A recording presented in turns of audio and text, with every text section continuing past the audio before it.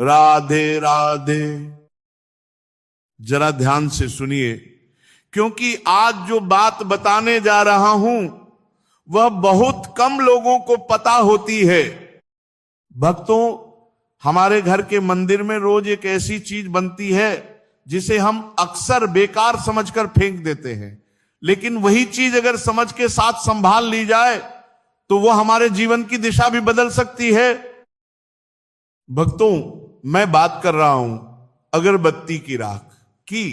जी हां, वही राख जिसे हम रोज झाड़ू से बुहार कर कूड़े में डाल देते हैं।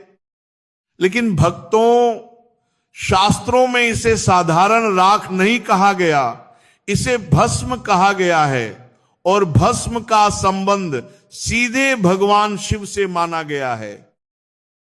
जरा सोचिए भक्तों, जब आप सुबह स्नान करके भगवान के सामने बैठते हैं, अगरबत्ती जलाते हैं और श्रद्धा से प्रार्थना करते हैं, उस समय केवल अगरबत्ती ही नहीं जलती, बल्कि आपकी भावनाएं, आपकी प्रार्थना और आपका विश्वास भी उस धुएं के साथ ऊपर उठता है।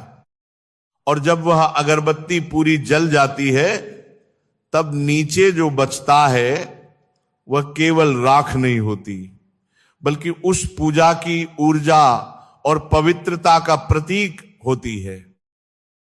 इसीलिए भक्तों, हमारे ऋषि मुनियों ने भस्म को बहुत महत्व दिया है।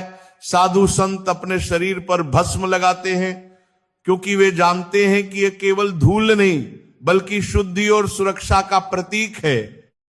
भक्तों, आज मैं आपको इस पवित्र राख का एक छोटा सा प्रयोग बताने जा रहा हूं, जिसे बहुत प्रभावशाली माना जाता है। जब भी आप सुबह पूजा करें और अगरबत्ती की राख ठंडी हो जाए तो उसे फेंकने के बजाय एक छोटी सी तांबे या पीतल की डिब्बी में संभाल कर रख लें। फिर उस राख में से थोड़ी सी राख अपनी अनामिका उंगली से उठाइए और अपने घर के मुख्य दरवाजे के दोनों तरफ नीचे की ओर एक छोटा सा तिलक लगा दीजिए। भक्तों, मान्यता है कि घर का मुख्य द्वार केवल लोगों के आने जाने का रास्ता नहीं होता, बल्कि ऊर्जाओं का भी प्रवेश द्वार होता है।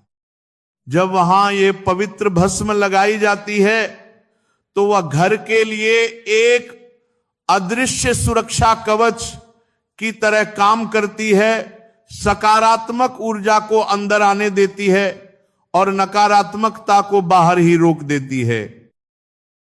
धीरे धीरे भक्तों, घर का वातावरण शांत और सकारात्मक होने लगता है, परिवार के बीच प्रेम बढ़ता है, और जहां शांति और प्रेम होता है वहीं लक्ष्मी माता का स्थायी निवास होता है।